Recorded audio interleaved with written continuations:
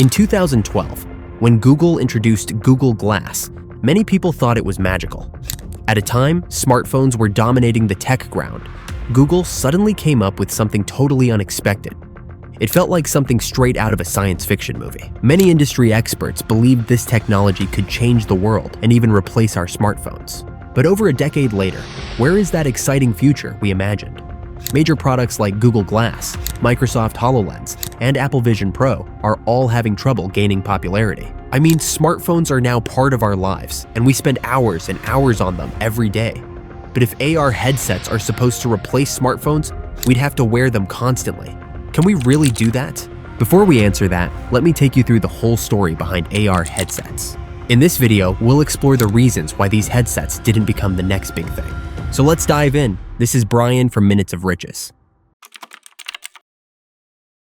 Tech giants promised us something incredible. What is that? A headset or a glass that could replace our smartphones, offering hands-free access to apps and information. Many industry leaders believed AR would replace all the screens we use today, so they spent billions on developing AR devices under different brand names. I think slowly, we're just going to start doing more things with our glasses and leaving our phones in our pockets more. However, the reality turned out quite differently. There's no doubt the technology itself was impressive, but something wasn't right. Companies hoped it would become the next must-have gadget, but that didn't happen. Sales struggled because people didn't see a clear reason to buy it. And for those who did, it often came with usability issues. So to understand what went wrong, let's go back to 2012, when Google introduced Google Glass. Google Glass was one of the first major AR headsets, part of Google's Project Glass. It was a lightweight pair of glasses featuring a tiny display in the corner of your eye. This was a revolutionary product, but what purpose it served wasn't very clear. Early adopters started wearing these glasses in public, and they faced some unexpected problems. One of the main issues was the built-in camera, which made people worry about secretly being recorded. Sometimes people looked and laughed in a ridicule way because it looked unusual, leading to the nickname Glasshole as an insult to describe users. Many bars and restaurants even banned Google Glass due to privacy concerns. Society wasn't ready for people walking around with cameras on their faces. From a practical point of view, Google Glass had significant drawbacks. It cost around $1,500, but offered very limited functionality, a tiny screen, poor battery life, and few apps. By 2015, Google had to put a full stop to selling the consumer version of Glass, realizing it hadn't gained public acceptance. This marked the first big failure in AR headset history. A cool idea poorly executed without clear market demand. So, did other tech giants learn from Google's mistake, or did they repeat the same mistake?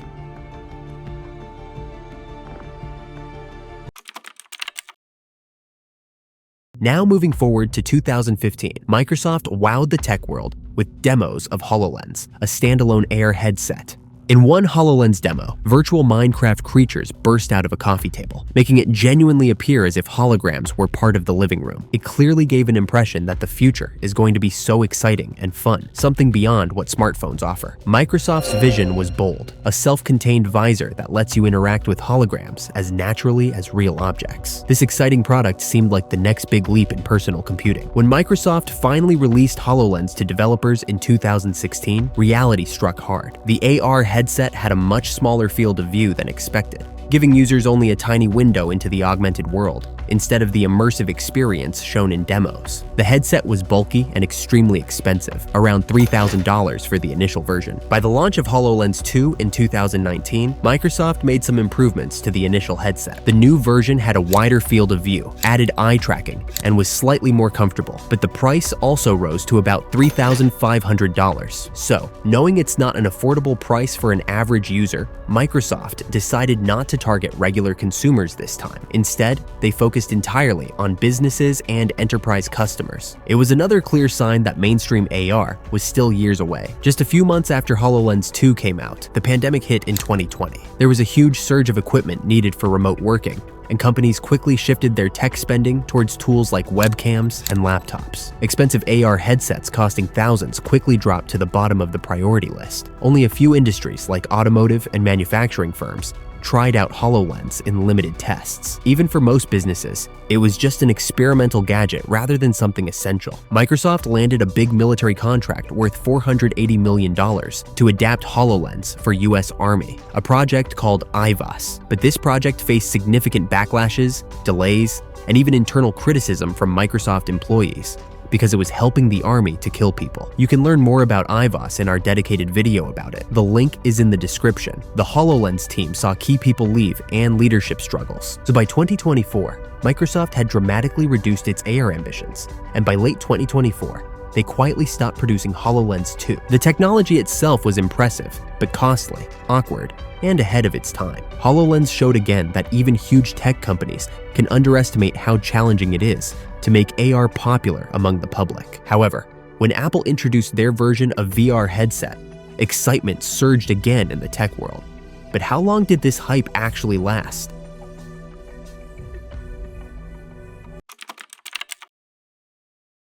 Fast forward to 2023. If any company could ignite mainstream interest in VR headsets, many believed it would be Apple, the master of turning high-tech into mass-market hits. In June 2023, Apple unveiled the Vision Pro, calling it a spatial computer that blends AR and VR. On paper and in carefully crafted demos, the Vision Pro is incredibly advanced. It features dual 4K displays, one for each eye, an array of cameras and sensors, and a powerful Apple chip to seamlessly merge virtual imagery with the real world inside the goggles. Reviewers who got early hands-on time were impressed by its polished interface and stunning visuals. Apple seemed to have leaped beyond what rivals like Meta had achieved with their VR headsets. But then there's the other thing, the price. The Vision Pro launched at a staggering $3,499. This immediately raised eyebrows. It was insanely high. As one report noted, even Apple's CEO Tim Cook had moderate expectations, calling it an early adopter product, realizing that it wouldn't be flying off shelves at that price.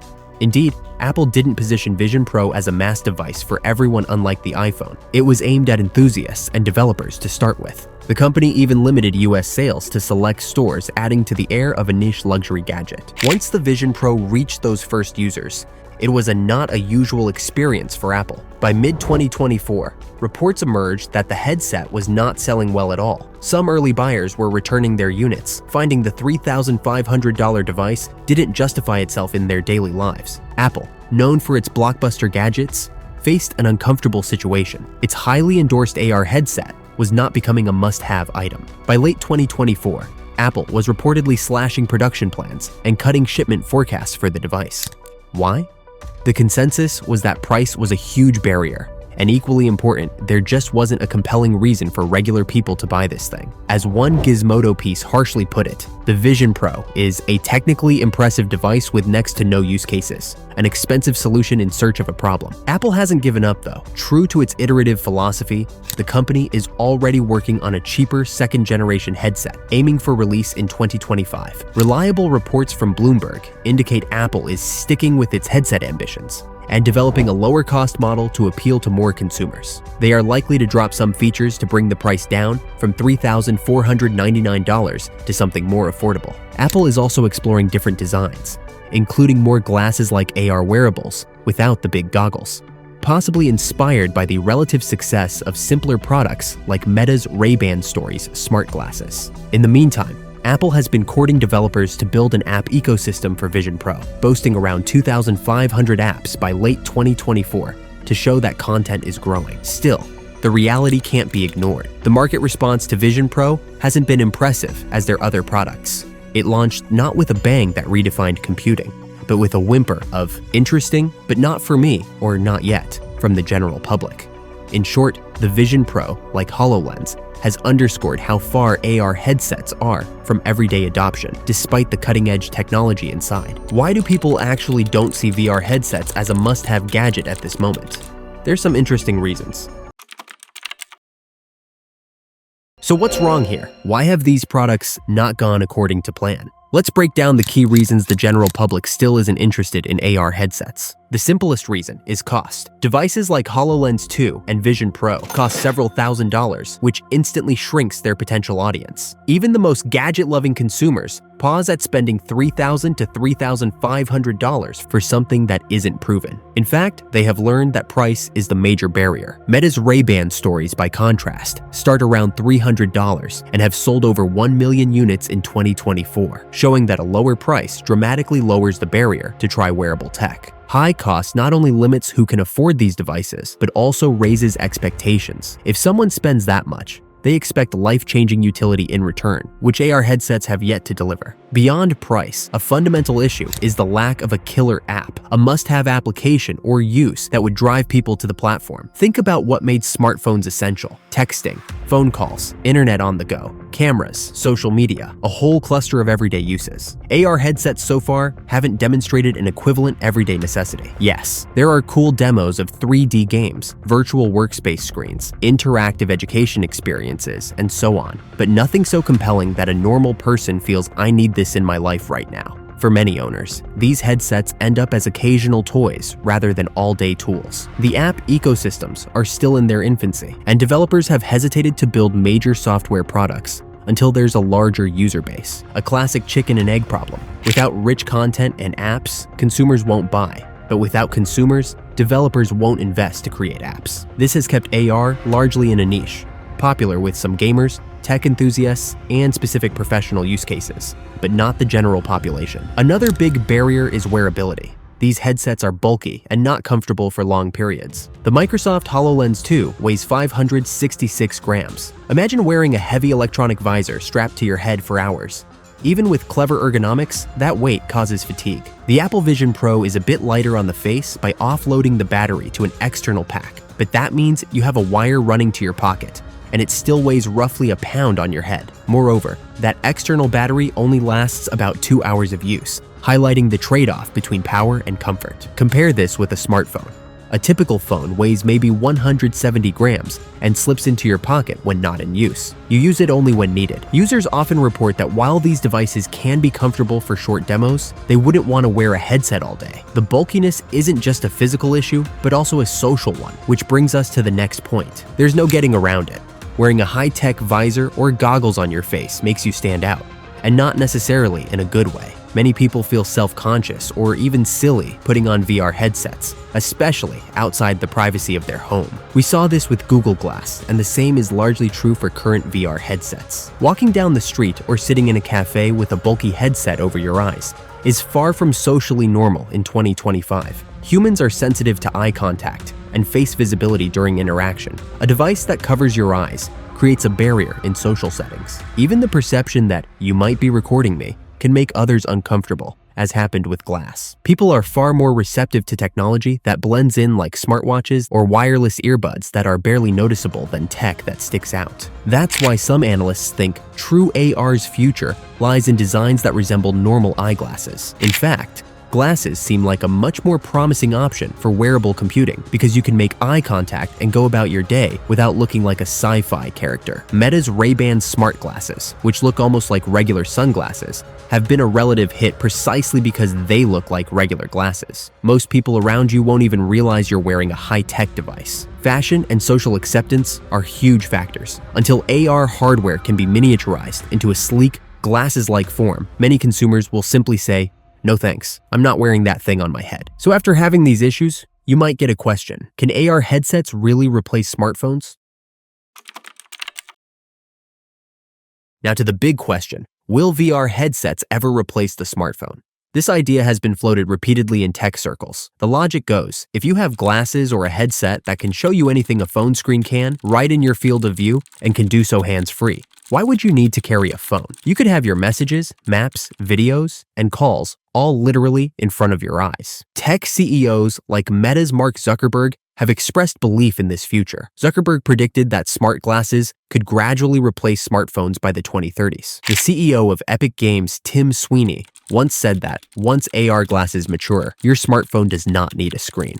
You don't need a TV. You just take the screen with you on your glasses wherever you go. But how realistic is that really? In their current form, AR headsets are nowhere close to replacing phones. As we've detailed, They are too expensive, bulky, and limited for people to use all day, every day. For AR to unseat the smartphone, it would likely take many more years of incremental improvements, making the headsets lighter, longer lasting, and far more socially acceptable, and also time for a new generation of users to warm up to wearing tech. It's worth noting that some in the industry are now shifting focus to a more moderate stance. Rather than replacing smartphones, AR glasses might complement them in the near term. In this view, your phone remains the central communications hub, but you might put on lightweight AR glasses occasionally for certain tasks, say navigation while biking, or getting contextual info in a meeting, or just for entertainment at home. We see hints of this approach in products like the Ray-Ban stories and in Apple's own long-term strategy. The Vision Pro is positioned almost like a new kind of computer, something you'd use at home or the office for specific sessions, rather than a device you carry everywhere instead of a phone. Even Apple's marketing showed people sitting on couches or airplanes with Vision Pro, not walking down city streets wearing it to do everyday errands. In fact, some rumors suggested Apple originally explored a combo of AR glasses tethered to an iPhone, but scrapped it due to technical hurdles. That concept could re-emerge when technology catches up, effectively splitting the smartphone into a brain in your pocket and a display on your face. However, to convince people to adopt that, the glasses would have to be as convenient and stylish as normal eyewear. Right now, we're a long way from that ideal. Apple's own internal AR glasses project was reportedly canceled in 2025 after the prototypes failed to meet expectations, showing how difficult it is to miniaturize this tech into a glasses form factor. So, in the grand scheme, smartphones are safe for now. They benefit from familiarity, massive economies of scale, and a deeply entrenched habit in society. We're all used to checking our phones 100+ times a day. AR headsets would have to offer so much extra value and convenience to make us ditch phones. That seems unlikely in the near term. Farther out, say a decade or more, it's possible if AR devices evolve to be almost indistinguishable from regular glasses, and if some killer application emerges that truly works better in AR than on a phone. But that is a big if. As of 2025, the idea of replacing your smartphone with a headset is more science fiction than imminent reality. Even industry optimists usually concede it's a gradual path, a long arc of development, rather than an overnight shift. For now, AR headsets remain a niche technology, exciting for technologists, useful in specific professional contexts, but not yet a staple gadget for the average person. The story of their underwhelming performance is not one of total failure, but of tempered expectations. History has shown that some technologies like smartphones themselves needed a perfect storm of readiness and utility to explode in popularity. VR may simply not have hit that moment yet. It is in very early days of adoption, and many challenges still need to be overcome before they go mainstream. If you enjoyed this video, don't forget to hit the like button. We've got a fascinating story on how VR headsets are being used in warfare. Just click the thumbnail on the screen to check it out.